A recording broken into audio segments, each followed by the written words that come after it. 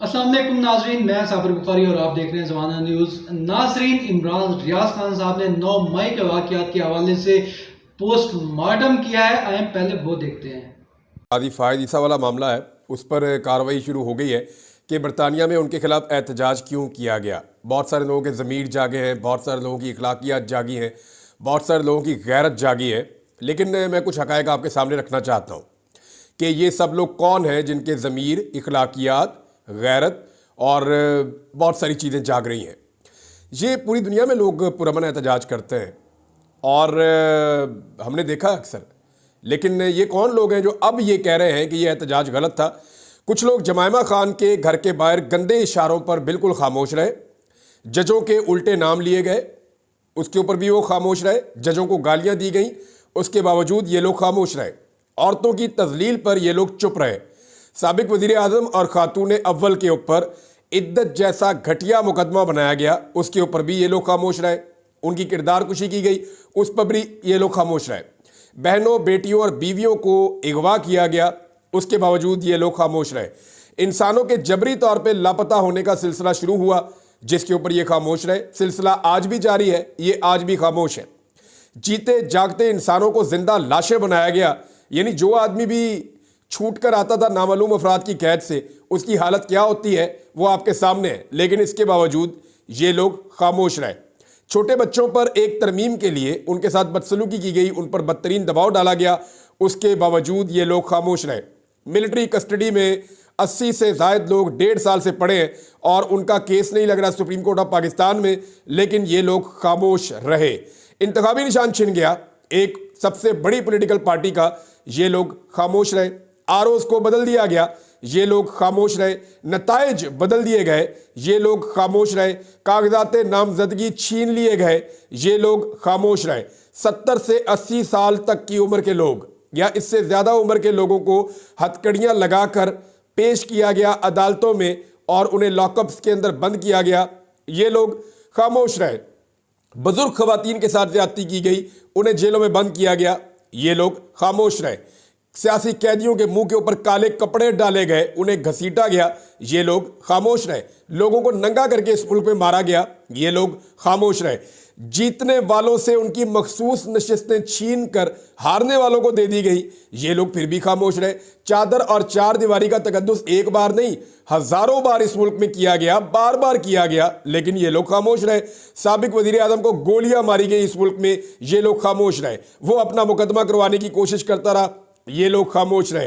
पाकिस्तान का सबसे मकबूल सहाफ़ी शहीद कर दिया गया, ये खामोश रहे। उनकी वालदा आज तक अपना मुकदमा दर्ज नहीं करवा पाई, ये लोग खामोश रहे। पहली बार तारीख में ऐसा हुआ कि एक वजीर आजम को गिरफ्तार किया गया साबिक, और 1.25 साल से ना किसी ने उसको देखा, ना किसी ने उसको सुना, लेकिन ये लोग फिर भी खामोश रहे। असेंबली और पार्लियामेंट लॉजेस पर नकाब पोशों ने हमला कर दिया, वहां से अरकान असेंबली को उठाकर ले गए, लेकिन ये लोग खामोश रहे। अरकान असेंबली के ऊपर असेंबली में और पार्लियामेंट लॉजेस में टॉर्चर किया गया, ये लोग खामोश रहे। खैबर पख्तूनख्वा हाउस पर धावा बोलकर उसको तोड़ा गया, इसके बावजूद ये लोग खामोश रहे।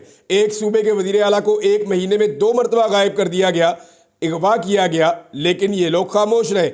और ये सारे काले करतूत जो हुए हैं इनके ऊपर और इस तरह के बेशुमार मैं आपको और गिना सकता हूं, ये लोग खामोश रहे। लेकिन काजी फ़ायद ईसा के खिलाफ चंद नारे लगे हैं या गाड़ी पे 1-2 लोगों ने हाथ मारा है, तो इस मामले पर इनकी गैरत भी जाग गई, इनकी अखलाकियात भी जाग गई और इनका मुर्दा ज़मीर भी जिंदा हो गया। ये ज़मीर बड़ा सियाना है, ये गैरत बड़ी समझदार है, और ये इखलाकियात का भाषण जो है ये बड़े मौके पर इनको याद आता है। यानी आम आदमी के साथ इस मुल्क में कुछ भी हो, मजलूम के साथ जो मर्जी हो, इनकी गैरत कभी नहीं जागती। ये खामोश रहते हैं, इनका ज़मीर सोया रहता है। लेकिन जैसे ही कुछ हो जाए बड़े आदमी के साथ, सिस्टम के अंदर के आदमी के साथ या किसी जालिम के साथ, तो इनकी गैरत फौरी तौर पे जाग जाती है। इमरान खान साहब ने अपनी बहन को एक बात कही, वो बात यहां पे फिट आती है। अभी हाल ही में उन्होंने ये बात की है, कल की, तो कल उन्होंने जो इमरान खान साहब ने कहा वो यहां पे फिट आती है, मैं आपको सुना देता हूं। उन्होंने कहा इमरान खान ने कि दुश्मन कमीना ना हो। ये दुश्मनी भी कर रहे हैं और कमीनगी भी कर रहे हैं। लेकिन कभी टेक्निकली आपने सोचा ये पूरा निजाम मिलकर काजी फ़ायद ईसा साहब के इस वाक़े को लेकर इतना हसास क्यों है? बहुत सारे लोग इतने शिद्दत से गुस्से में क्यों है, परेशान क्यों है? मैं आपको वजह बता देता हूं, और इसकी बड़ी सिंपल वजह है। इस सिस्टम के लिए बहुत सारे लोग मिलकर काम करते हैं, और बहुत सारे लोग जो हैं वो सिर्फ इस उम्मीद पर काम करते हैं कि इस मुल्क में तो रहना नहीं है, यहाँ से भाग जाएंगे यूरोप की ठंडी हवाओं में, हम बेहतरीन मुल्कों में चले जाएंगे जहाँ पे ज़बरदस्त किस्म की सहूलियात हैं, अपने बच्चों को, फैमिली को वहाँ पे रखेंगे, यहाँ से जो पैसा हम बटोर लेंगे जाके वहाँ पे इस्तेमाल करेंगे। तो वो जो लोग हैं उनके लिए मुश्किल पैदा हो गई है कि वो सिस्टम की बात माने या ना माने। तो सिस्टम को घबराहट हो रही है। सिस्टम ये सोच रहा है कि अपने लोगों को जिन मुल्कों में भेजने की हम तरगीब देते थे कि उन मुल्कों में आपको सेटल कर देंगे, आप हमारे मुताबिक नौकरी कीजिए या हमारे मुताबिक निज़ाम को चलाइए, बाद में आपको महफूज मुल्कों में भेज दिया जाएगा। अगर वो मुल्क महफूज नहीं रहे तो फिर ये लोग अपने मुस्तकबिल की खातिर जो कंप्रोमाइज़ करते हैं वो आइंदा नहीं करेंगे। एक्चुअली ये है प्रॉब्लम। आइंदा कोई जज इस्तेमाल होने से पहले 1000 दफ़ा सोचेगा कि वो दुनिया के किसी भी मुल्क में जाके इज्जत की ज़िंदगी नहीं गुजार सकेगा, क्योंकि पाकिस्तानी सवाल पूछेंगे कि आपने ये ज़्यादती और जुल्म क्यों किया है। अब जो लोग इन तमाम मजालम के ऊपर खामोश रहे हैं वो अब सिर्फ काजी फायद ईसा वाले मामले को लेकर चिल्ला रहे हैं। तो देखिए, मुझे बहुत बुरा लगा था जब मैंने ये वीडियो देखी कि एक साबिक चीफ जस्टिस सर नीचे झुकाकर इस तरह निकल रहा था, तो मुझे बुरा लगा था। सीरियसली मैं अल्लाह रब्बुल इज़्ज़त से हमेशा दुआ करता हूँ, या अल्लाह तेरे हाथ में सबकी इज्जत है तो सबकी शर्म और इज्जत कायम रख। लेकिन मुझे बुरा लगा, लेकिन भाई काजी फायद ईसा साहब को भी तो बुरा लगना चाहिए था जो कुछ इस मुल्क में हुआ। काजी फायद ईसा साहब ने इससे बढ़ के जुल्म किए और उसके ऊपर कुछ भी नहीं हुआ। तो अब आ जाए जनाब अगली स्टोरी के ऊपर। 9 मई के हवाले से एक बड़ा इंपॉर्टेंट जो है वो चीज़ें होने जा रही हैं पाकिस्तान में, क्योंकि इमरान खान साहब के ऊपर एक मुकदमा अब बनाया जाएगा GH के ऊपर हमले के हवाले से। बनाया पहले ही हुआ है, अब उनको उसके अंदर जो है वो बाकायदा इमरान खान साहब के ऊपर इस पर फर्द जुर्म आयद की जाएगी। लेकिन उससे पहले कुछ डेवलपमेंट्स हुई हैं जो पाकिस्तान तहरीक इंसाफ को सूट कर गई हैं। इससे पहले कि मैं आपको ये खबर दूं, मैं आपको एक और चीज़ बताता हूं कि बुशरा बीबी ज़मान पार्क में पहुंच गई हैं लाहौर में। बहुत सारे लोग ये कह रहे थे कि वो खैबर पख्तूनख्वा जाके बैठ गई हैं, वहाँ से वो पॉलिटिक्स करेंगी। कुछ लोग खबरें दे रहे हैं कि जी अलीमा खान ने ये कर दिया, बुशरा बीबी ने ये कर दिया। कुछ नहीं किया किसी ने। ना बुशरा बीबी का सियासत में कोई किरदार है, ना उनका कोई काम है, ना अलीमा खान का सियासत में कोई काम है, ना उनका किरदार है। और ये बात इमरान खान साहब कई मरतबा कह चुके हैं। ये जानबूझकर प्रोपेगेंडा फैलाया जा रहा है और इसके लिए बाकायदा मीडिया को खबरें फीड की जा रही हैं कि आप ये कहें कि अलीमा खान ये कर रही है और आप कहें बुशरा बीबी ये कर रही हैं। इससे ये होगा कि पार्टी के अंदर एक डिवाइड पैदा होगी और लड़ाई की कैफियत के अंदर पाकिस्तान तहरीक इंसाफ डैमेज होगी। तो तहरीक इंसाफ को बाहर के सारे फैक्टर्स मिलकर डैमेज नहीं कर सके, अब अंदर से लड़ाने की कोशिश की जा रही है। मेरे ख्याल में इमरान खान साहब के खिलाफ ये बहुत कमज़ोर हथियार होगा, लेकिन है मुअस्सर, लेकिन इमरान खान के मुकाबले में कमज़ोर है, क्योंकि इमरान खान साहब इन दोनों को सियासत के अंदर कोई हिस्सा नहीं देंगे। ना वो अपनी बीवी को देंगे, ना वो अपनी बहनों को देंगे। लिहाजा इनका सिर्फ किरदार इतना है कि एक अपने शौहर के लिए और दूसरी अपने भाई के लिए आवाज़ उठाती रहेंगी, और वो उनका हक भी बनता है। और सियासत करना या सियासी बात करना या सियासी समझबूझ होना, सियासी शऊर रखना, ये सबका हक है। ये हर आदमी का, हर औरत का हक है। वो हक इस्तेमाल करेंगे, लेकिन ये पॉलिटिकल पार्टी जो है वो ऐसा नहीं होगा। ये जो भी कर रहे हैं प्रोपेगेंडा के तहत कर रहे हैं लोग। अच्छा जी, 9 मई के हवाले से जो खबर है वो मैं आपके साथ शेयर कर देता हूँ, क्योंकि इमरान खान साहब के ऊपर जो आखिर में चीज़ें आनी हैं वो 9 मई के हवाले से आएंगी। पहली खबर जो है वो मैं आपको ये देने वाला हूँ कि पाकिस्तान तहरीक इंसाफ के 30 मुल्जिमान बाइज्जत बरी हो गए। 9 मई के पुरतशद्दुद वाक़यात जो हुए थे उनमें मुकदमा चलाया गया, और ये बड़े इंपॉर्टेंट मुल्जिमान हैं जो बाइज्जत बरी हुए हैं। ये जो मुल्जिमान बरी हुए हैं उनके अंदर सूबाई वज़ीर मीना खान अफरीदी, कामरान बंगश, तैमूर सलीम झगड़ा, अरबाब शेर अली और इरफान सलीम समेत दीगर बहुत सारे कारकुनान शामिल हैं। इसी तरह इस्लामाबाद के अंदर भी बहुत सारे लोग जो हैं उन्हें अभी ज़मानतें मिली हैं, यानी 532 मुल्जिमान हैं जिनके ऊपर दहशतगर्दी के मुकदमात बनाए गए थे, लेकिन उन 532 मुल्जिमान की ज़मानतें मंजूर हो गई हैं और 20-20 हज़ार रुपये के मुचलकों पर अदालत ने इन सबको ज़मानतें दे दी हैं। अब इमरान खान साहब के ऊपर जो अब मुकदमा बनाया जाएगा या उनके ऊपर जो एक फ़र्द जुर्म आयद की जाएगी, मुकदमा तो पहले से बनाया हुआ है, और ये है जनाब GHQ के ऊपर हमला केस। इसमें मज़ीद 12 PTI कायदीन समेत 32 मुल्जिमान में चालान की नकूल तकसीम कर दी, जबकि इमरान खान को नकूल की तकसीम 8 नवंबर को होगी। इमरान खान साहब के ऊपर बनने वाले मुकदमों में ये एक कमज़ोर तरीन मुकदमा होगा। एक तो बहुत सारे लोग 9 मई के मुकदमात में बाइज्जत बरी हो गए हैं, बहुत सारे लोगों की इसमें जमानतें हो गई हैं, बहुत सारे लोगों का इसके अंदर किरदार साबित ही नहीं हुआ, और जो लोग वादा माफ गवाह बन गए या जिन लोगों ने कह दिया जी प्रेस कॉन्फ्रेंस कर दी ठीक है, वो लोग अपने घरों में जाकर बैठे हुए हैं। तो ये सारी प्रेसिडेंट इसके साथ लगेगी। दूसरा, 9 मई की जो मनसूबाबंदी है उसका मुकदमा इमरान खान साहब पे पहले ही हो चुका है लाहौर में, और मनसूबाबंदी वाले केस के अंदर लाहौर हाई कोर्ट ने जिस तरह उड़ा के मारा था सारे मुकदमे को, वो भी आपके सामने है, वो भी प्रोसिक्यूशन साबित नहीं कर सकी। अब अगर मनसूबाबंदी इमरान खान साहब ने नहीं की तो क्या GHQ के ऊपर हमले में इमरान खान साहब बराह रास्त मुलविस थे? तो देखिए, 9 मई को इमरान खान साहब को गिरफ्तार कर लिया गया था, वो इदारों की हिरासत में थे, और उस वक्त अवामी रद्द-ए-अमल के तौर पर यह सब कुछ हो रहा था। अगर कोई मनसूबाबंदी थी तो वो इमरान खान साहब ने पहले की होगी लाहौर में, तो लाहौर में मनसूबाबंदी वाला केस तो पहले ही उड़ गया, यानी इसमें तो इमरान खान साहब निकल गए। अब फिजिकली इमरान खान साहब जो है वो कैद में गिरफ्तार है, तो उनको इसके अंदर रगड़ा दिया ही नहीं जा सकता। जैसा मर्जी केस बना ले, ये टेक्निकली केस गलत है, और इस केस के अंदर यानी मनसूबाबंदी का केस आप बना सकते थे, वो आपने मुकदमा ही ऐसा बनाया कि पुलिस वाले भेस बदल के इमरान खान के 5 बैरियर्स को बाईपास करके सारी सिक्योरिटी से निकल के इमरान खान के कमरे में जाके बैठ गए, और वहाँ सोफे के पीछे छुप के उन्होंने सारी बातें, या टेबल के नीचे छुप के सारी बातें सुन ली 2 पुलिस वालों ने, और वो सारी बातें आकर बाहर बता दी बाद में अपने अफसरान को। उसमें इतने लकूनास थे, वो उड़ा के मार दिया वहाँ पे हाई कोर्ट ने, तो साजिश तो साबित नहीं हुई। अब इमरान खान प्रैक्टिकली क्या उसके अंदर शामिल थे 9 मई को GHQ पे अटैक में? तो इमरान खान साहब तो गिरफ्तार थे, लिहाजा ये कमज़ोर तरीन मुकदमा है, इसमें थोड़ा लंबा किया जा सकता है, लेकिन इमरान खान साहब इसके अंदर फिक्स नहीं हो सकते, बहुत मुश्किल है कि उन्हें इसके अंदर फिक्स किया जाए। अच्छा जी, एक और खबर है, और ये खबर दी है साकिब बशीर साहब ने, और ये बहुत इंपॉर्टेंट है। इसमें होने ये जा रहा है, पहले मैं आपको ये बता देता हूँ कि हुकूमत ने नाम मांगे थे सुप्रीम जुडिशल काउंसिल के लिए, और उसमें जुडिशल कमीशन के लिए, सॉरी, उसकी नई तश्कील के लिए नाम मांगे थे। तो जुडिशल कमीशन की तश्कील के लिए 2 नाम दे दिए हैं अपोजिशन में, और 2 दे दिए हुकूमत ने। हुकूमत की तरफ से बिलावल भुट्टो या बिलावल जरदारी, और अपोजिशन की तरफ से जो इरफान सिद्दीकी है वहाँ से, और अपोजिशन की तरफ से शिबली फराज और उमर अयूब है। तो ये 4 बंदे हैं जो इसके अंदर शामिल हो जाएंगे, और अब देखना यह है कि ये करते क्या है। लेकिन साकिब बशीर साहब अंदर की खबर लेकर आए, वो बहुत इंपॉर्टेंट है। साकिब बशीर साहब के मुताबिक सुप्रीम कोर्ट ऑफ पाकिस्तान में इस वक्त किसी किस्म की कोई तकसीम मौजूद नहीं है। जस्टिस मंसूर अली शाह और जस्टिस मुनीब अख्तर साहब ने बहुत बड़े दिल का मुजाहरा किया है, और वो अदलिया के अंदर जो तकसीम है उसको ख़त्म कर रहे हैं।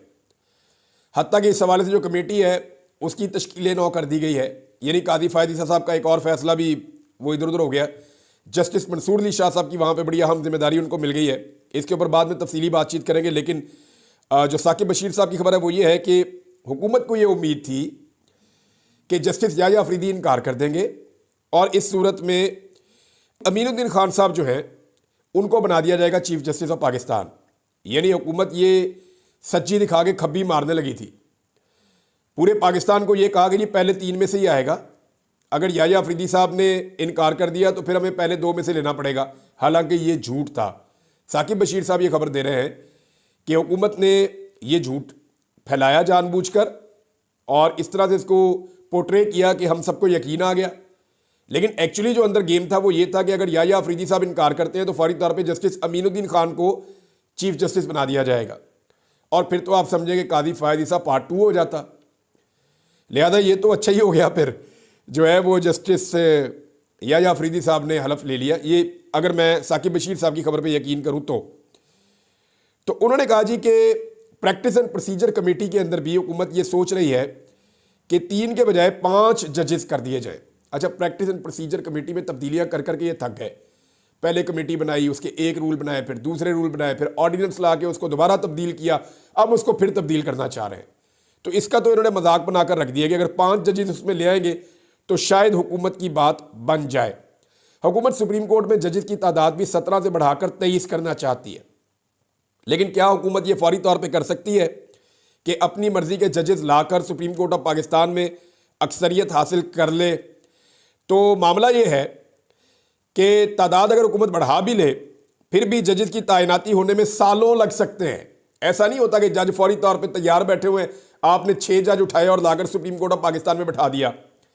काजी साहब अपने 13 महीनों के अंदर सिर्फ 3 जजेस ला सके हैं, और वो भी लाते लाते उन्हें 7-8 महीने लग गए थे। तो हुकूमत के लिए फौरी रिलीफ तो निश्ता, 1-2 जज तो फौरी तौर पर आ सकते हैं, लेकिन उससे भी हुकूमत अकलियत में ही रहेगी, या हुकूमत के हमायती जजेस अकलियत में रहेंगे। और काजी फायद ईसा साहब की वजह से कुछ जजेस अगर खड़े थे हुकूमत के कैंप में, तो काजी साहब की रिटायरमेंट के बाद वो कहाँ खड़े हैं इसका अंदाज़ा आप अच्छी तरह लगा सकते हैं। और काजी साहब की हालत देखने के बाद जो ये कौम उनसे सवालात कर रही है, या जिस इज्जत अफजाई के साथ वो रिटायर हुए हैं, इसको देखने के बाद तो वो जजेस से 10 दफ़ा सोचेंगे कि उन्होंने जुल्म और ज़्यादती का साथ देना है या नहीं देना। तो ये जल्दबाजी में नहीं हो सकेगा, एक नया बहरान जन्म ले सकता है। और आईनी तरमीम भी चैलेंज हुई है।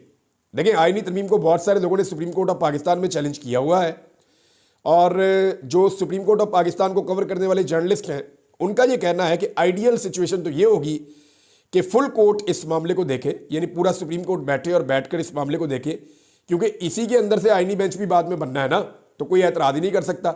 सारे जजेस मिलकर बैठे और बैठकर देखें कि आया ये आईनी तरमीम दुरुस्त हुई है या ये आईनी तरमीम गलत हुई है। ये मामला भी उठाया जाना चाहिए। बहरहाल एक खबर और है, मैं आपके साथ शेयर कर देता हूँ, और ये खबर है जनाब सानिया निश्तर साहिबा के हवाले से अफसोसनाक खबर है कि उन्होंने इस्तीफ़ा दे दिया है। सेनेट से 2021 में वो आई थी, ये बैनुल अक़वामी किसी इदारे में उन्होंने मुलाजमत की है, उसकी वजह से वो कह रही जी मैं इस्तीफ़ा दे रही हूँ, लेकिन वजह आप सारे जानते हैं। मुझे अगर सेनेट में ख़वातीन में किसी के ऊपर आप ये कह सकते थे कि वाकई में इमरान खान ने कमाल काम किया, तो सानिया निश्तर साहिबा को लाना सेनेट में बड़ा कमाल काम था। बड़ी काबिल खातून, पाकिस्तान को ऐसे लोगों की ज़रूरत है, और ऐसे लोग अगर सियासत से बाहर जा रहे हैं तो जो सियासत का हाल कर दिया तो ऐसे लोग तो छोड़ कर जाएंगे, और आप इनकी जगह पे कैसे लोगों को लेकर आएंगे? आप एमल वली खान टाइप के लोगों को लेकर आएंगे जिन्होंने अपने बुजुर्गों की सियासत तबाह कर दी है। यानी एएनपी अपनी पूरी सियासत में इस वजह से मकबूल थी, या उनका जो एक नज़रिया था वो ये था कि वो ये कहते थे कि एस्टेब्लिशमेंट की सियासत में मुदाखलत नहीं होनी चाहिए, और इसी एक नुक्ते पर एएनपी की पूरी सियासत खड़ी थी। आज एमल वली खान उस जगह पे ले आए एएनपी को कि उन्हें अपनी सियासत बचाने के लिए एस्टेब्लिशमेंट की सहूलतकारी दरकार है, और वो एस्टेब्लिशमेंट की हर बात मानते हैं, चाहे मुंह से कुछ भी कहते रहें। और उन्हें यह पता है कि अगर आइंदा इलेक्शन में कोई 2-4 सीटें उनको मिल सकती हैं तो वो एस्टेब्लिशमेंट ही दिलाएगी, क्योंकि अवाम की नज़र में तो उन्होंने अपनी पार्टी जानबूझकर खुद ख़त्म कर दी है। कुछ और खबरें नाज़रीन मैं आपके साथ शेयर करता हूँ। एक तो मरियम नवाज साहबा का स्टेटमेंट है, बड़ा मज़े का है, मैं उस पर बात करना चाहूँगा। मरियम नवाज ने कहा कि जहाँ नवाज शरीफ का नाम आता है लोग आंखें बंद करके यकीन करते हैं। स्टेटमेंट यहाँ मुकम्मल नहीं हुआ, उनका यहाँ पे मुकम्मल हो गया। लोग आंखें बंद करके यकीन करते हैं कि कोई ना कोई घपला होने लगा है। नवाज शरीफ का नाम गूगल करके देख लें आप, या आप टॉप 10 पॉलिटिशियन जो करप्ट है उनका नाम गूगल करके देख लें, नवाज शरीफ का टॉप पे आएगा। करप्ट पॉलिटिशियंस आप लिख कर देख लें गूगल पे, सबसे बड़ा सर्च इंजन है इस पूरी दुनिया का। तो जब भी नवाज शरीफ का नाम आए तो लोग आंखें बंद करके यकीन कर लेते हैं कि कोई ना कोई घपला, कोई ना कोई फ्रॉड होने लगा है, कोई ना कोई दाव लगाने लगे हैं। मरियम नवाज ने एक और स्टेटमेंट दिया, उन्होंने कहा जी कि भारत के साथ मैं बातचीत करूंगी ये जो स्मोक के हवाले से, तो ये बिल्कुल ठीक बात की है उन्होंने, ये बात होनी चाहिए। चाहे वो वज़ीर आला पंजाब है, चाहे कोई फेडरल गवर्नमेंट है, जो भी बात करे ये बात करनी चाहिए, क्योंकि स्मोक एक बड़ा सीरियस मसला है। आप मेरी हालत देख लें, लोगों की हालत आप देख लें कि थोड़ी थोड़ी देर के बाद आंखों में से पानी बहता है, फ्लू होता है। जो भी लाहौर के आसपास भी जाता है उसको 2-4 दिन लग जाते हैं इलाज करवाते हुए, जो भी लाहौर का चक्कर लगा के आएगा।